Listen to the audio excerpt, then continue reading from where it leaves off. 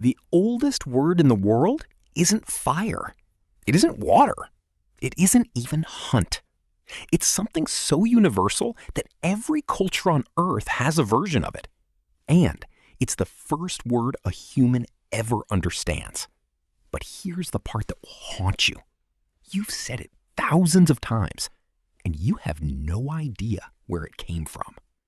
Close your eyes. Imagine standing in the dark. Not your bedroom dark, the real dark. The kind where you cannot see your own hand. 50,000 years ago, that was every night. No light, no words written anywhere, just silence and the sound of breathing. And then, a sound. A single syllable. Soft, repeated, unmistakable. Before there were cities, before there were gods, before there were names for the stars, there was that sound. It didn't come from a philosopher. It didn't come from a hunter. It came from the one place no one ever thought to look. In the 1970s, linguists began noticing something peculiar, something hiding in plain sight. Children, everywhere, speaking the same sounds.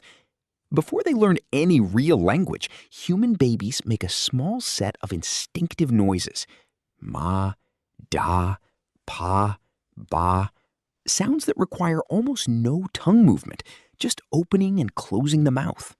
And those sounds appear in nearly every language on Earth. What do you call your mother? In English, it's mama. In Mandarin, mama. In Swahili, mama. In Russian, mama. In Arabic, mama. From the Arctic to the Amazon, the word for mother is built on the same syllable, ma. Why? Because ma is the easiest sound a human being can make. Close your lips, push air through your nose, open your mouth. That's it. No tongue, no teeth, no complex shaping. A baby does it instinctively while nursing. It's the sound of a full mouth releasing. That sound became the first word.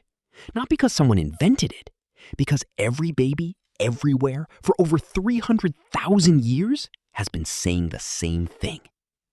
But here's where it gets truly strange. Not all first words are ma. There's another universal syllable, pa, the bilabial plosive. Close your lips, build pressure, release, pa.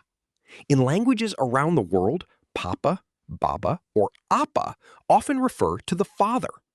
Linguists call these babble words, the first sounds that emerge from a baby's mouth before any real language develops. But here's the twist.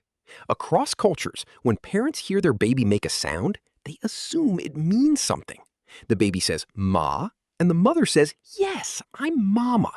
And just like that, a meaningless babble becomes a word. The first word wasn't invented by an adult.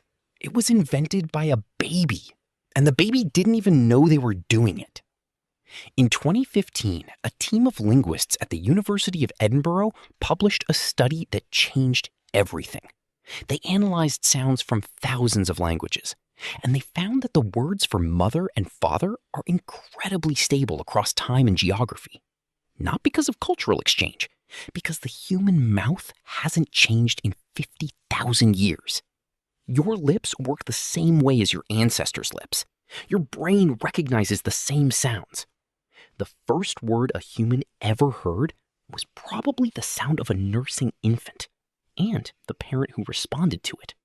But here's the part nobody talks about. That first word, ma, wasn't just a label. It was the birth of symbolic thought. Before that moment, a sound was just a sound. A grunt was a grunt. A cry was a cry. But when a baby made a sound and the mother responded, something clicked. The sound pointed to something outside itself. It carried meaning. It represented. That is the moment language was born. Not with a grunt from a hunter, not with a tool naming chant, but with a baby, a mother, and a sound that meant you. Anthropologist Dean Falk calls it putative mother-infant vocal exchange, the first conversation. And it gave our ancestors an evolutionary advantage unlike any other. A mother who could interpret her baby's sounds kept that baby alive. A baby who could make those sounds got more attention, more food, more protection. Over thousands of generations, the human brain rewired itself for language, for the exchange of symbols. And all of it started with two simple sounds. But here is where it gets darker. Not every first word was a blessing. In many prehistoric societies, infants who failed to thrive were sometimes abandoned. A baby that couldn't make a sound was a baby that couldn't be found. The first word wasn't just a sound of love. It was a sound of survival. A call into the dark that said, "I am here. Please find me." And that is the truth we don't like to admit. Language was born from vulnerability, from the need to be known, to be recognized, to be chosen. Now, come back to you. The word mama is so ordinary that you probably never stop to think about it. But it is one of the oldest things you will ever say. A sound that has passed from mouth to mouth for at least 50,000 years, possibly 100, possibly longer. Every time you say it, you are repeating a sound your ancestors made in the dark. You are speaking the first language, the language of the crib. You were born knowing how to say it. No one taught you.